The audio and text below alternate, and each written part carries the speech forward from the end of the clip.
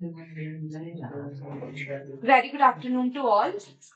Today we start with the new topic, that is subject verb agreement. As earlier we do study about verb, subject, adverbs. ठीक है, सो ਉਹ ਸਾਰੀ ਚੀਜ਼ਾਂ ਦੇ ਨਾਲ ਆਪਾਂ ਨੂੰ ਇਹ ਵਾਲਾ ਟੌਪਿਕ ਕਰਨਾ ਥੋੜਾ ਜਿਹਾ ਈਜ਼ੀ ਹੋ ਜਾਊਗਾ ਕਿ ਸਬਜੈਕਟ, ਵਰਬ ਔਰ ਐਗਰੀਮੈਂਟ। ਠੀਕ ਹੈ, ਜੇ ਆਪਾਂ ਟੌਪਿਕ ਨੂੰ ਅੱਛੀ ਤਰ੍ਹਾਂ ਨਾਲ ਕਲੀਅਰ ਕਰਕੇ ਦੇਖੀਏ ਨੇਮ ਤੋਂ ਹੀ, ਇੱਕ ਆਪਣੇ ਕੋਲ ਸਬਜੈਕਟ ਆ ਰਿਹਾ, ਇੱਕ ਆਪਣੇ ਕੋਲ ਵਰਬ ਆ ਰਹੀ ਹੈ ਤੇ ਉਹਨਾਂ ਦਾ ਆਪਸ ਚ ਐਗਰੀਮੈਂਟ। ठीक है, जिन्हें एग्रीमेंट्स होंगे है उस तरीके नाल सब्जेक्ट वर्ब एग्रीमेंट। ठीक है, सो ओदे विच हुंदा की है भी सब्जेक्ट वर्ब एग्रीमेंट हुंदा की है।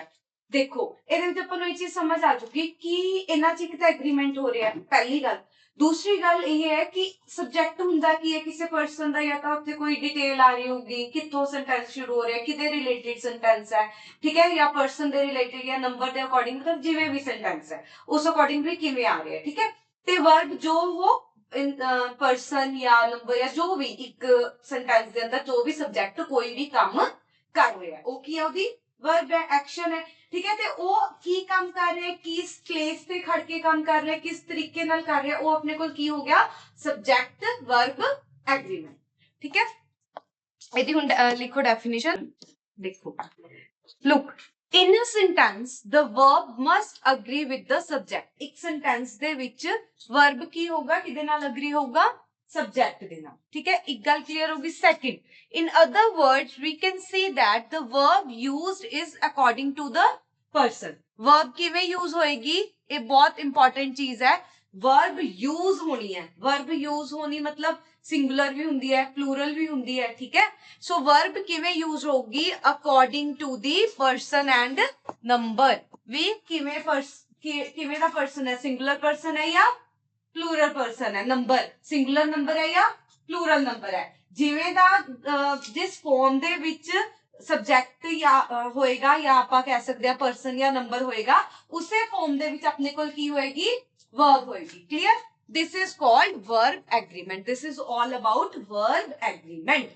भी verb ने काम किवें करना है, in simple words जे आपां definition याद करनी है तां verb ने किवें काम करना है, भी जेड़ा subject है वो subject singular है या plural है, या वो singular number दे विच है या plural number दे विच है, उस according ही अपनी verb दी form set हो जूगी। ठीक है, जिवें हुण पहली एग्जांपल देखो, he comes, he अपने कोल की है, सब्जेक्ट है।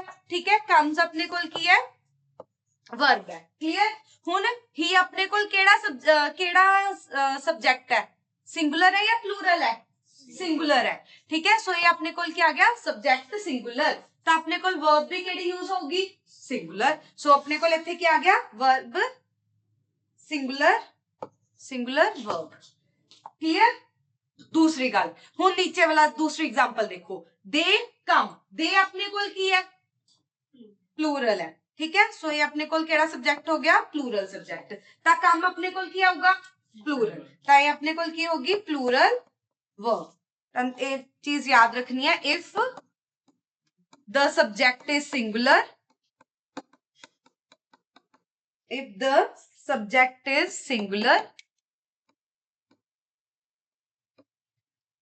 the verb must be singular।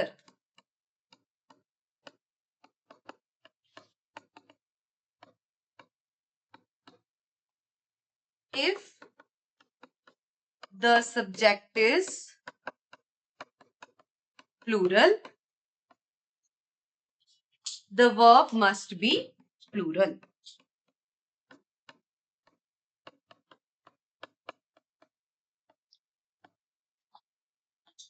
Clear है इत्थे तक सारा। हुण आपां इहदी अग्गे देखदे हां भी केड़ी-केड़ी वर्ब हुंदी है, किवें यूज हुंदी है।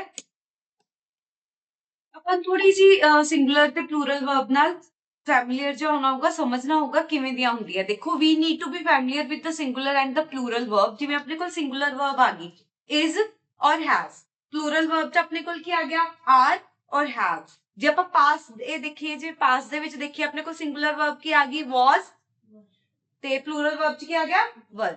ठीक है, इधर आ गया वाज दे नाल वर्ब दी फर्स्ट फॉर्म नाल एस। ठीक है, नाल लग जाएगा, ते प्लूरल च की हो जाएगा, वर्ब दे नाल verb the first form.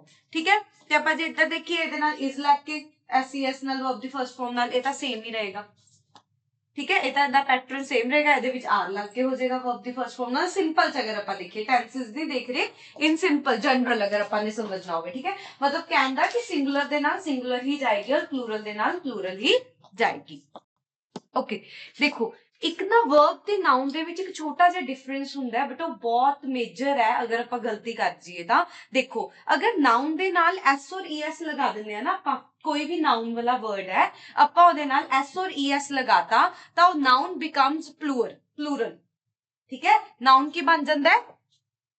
Plural ਬਣ ਜਾਂਦਾ ਜਦੋਂ ਆਪਾਂ ਕੀ ਐਡ ਕਰ ਦਿੰਦੇ ਆ ਉਹਦੇ ਨਾਲ, ਐਸ ਜਾਂ ਈ ਐਸ। ਪਰ ਜਦੋਂ ਆਪਾਂ ਵਰਬ ਦੇ ਨਾਲ, ਸਿੰਗੂਲਰ ਵਰਬ ਦੇ ਨਾਲ ਆਪਾਂ ਐਸ ਔਰ ਈ ਐਸ ਨੂੰ ਐਡ ਕਰਦੇ ਆ ਨਾ, ਤਾਂ ਉਹ ਜਿਹੜੀ ਵਰਬ ਹੈ ਉਹ ਕੀ ਬਣ ਜਾਂਦੀ ਹੈ? ਸਿੰਗੂਲਰ ਬਣ ਜਾਂਦੀ ਹੈ। ਇਹ ਗੱਲ ਯਾਦ ਰੱਖਣੀ ਹੈ, ਜਦੋਂ ਆਪਾਂ ਵਰਬ ਦੇ ਨਾਲ ਐਸ ਜਾਂ ਈ ਐਸ ਐਡ ਕਰਦੇ ਆ ਤਾਂ ਉਹ ਵਰਬ ਕੀ ਹੋ ਜਾਂਦੀ ਹੈ? ਸਿੰਗੂਲਰ। ਠੀਕ ਹੈ, ਜਿਵੇਂ ਆਪਾਂ ਕਰਿਆ ਨਾ ਹੁਣੀ ਉੱਪਰ ਇੱਕ ਸੈਂਟੈਂਸ ਦੇ ਵਿੱਚ, ਦੇਖੋ ਆਪਾਂ ਜਦੋਂ ਕਮਸ ਲਿਖਿਆ ਤਾਂ ਉਹ ਕਮਸ ਕੀ ਬਣ ਗਈ? ਸਿੰਗੂਲਰ ਵਰਬ ਕਰਿਆ ਨਾ। ਜੇ ਆਪਾਂ ਉਹਨੂੰ ਕਮ ਲਿਖਿਆ ਤਾਂ ਉਹ ਕੀ ਬਣੀ ਆਪਣੇ ਕੋਲ? Plural verb. ਇਹਨੂੰ ਆਪਾਂ ਦੇ ਨਾਲ ਯੂਜ਼ ਕੀਤਾ ਤੇ ਇਹਨੂੰ ਆਪਾਂ ਕੀ ਨਾਲ ਯੂਜ਼ ਕੀਤਾ? ਸਿੰਗੂਲਰ ਨਾਲ, ਸਿੰਗੂਲਰ ਸਬਜੈਕਟ ਨਾਲ, ਇਹਨੂੰ ਆਪਾਂ ਪਲੂਰਲ ਸਬਜੈਕਟ ਨਾਲ। ਐਵੇਂ ਕਰਿਆ ਨਾ। ਸੋ ਇਹ ਗੱਲ ਨੂੰ ਯਾਦ ਰੱਖਣਾ ਹੈ, ਠੀਕ ਹੈ, ਕਿਉਂਕਿ ਬਹੁਤ ਮੇਜਰ ਮਿਸਟੇਕ ਬਣ ਜਾਂਦੀ ਹੈ ਅੱਗੇ ਆ ਕੇ, ਕਿਉਂਕਿ ਆਪਾਂ ਸੇਮ ਪੈਟਰਨ ਯੂਜ਼ ਕਰ ਲੈਂਦੇ ਆ, but there is a big difference between noun and the verb. Noun ਨਾਲ ਐਸ ਔਰ ਈ ਐਸ ਐਡ ਕਰਕੇ ਉਹ ਪਲੂਰਲ ਫਾਰਮ 'ਚ ਚਲਾ ਜਾਂਦਾ ਹੈ, ਜਦੋਂ ਕਿ ਵਰਬ ਨਾਲ ਜਦੋਂ ਅਸੀਂ ਐਸ ਔਰ ਈ ਐਸ ਲਗਾਉਂਦੇ ਆ ਉਹ ਸਿੰਗੂਲਰ ਫਾਰਮ ਦੇ ਵਿੱਚ ਚਲਾ ਜਾਂਦਾ ਹੈ।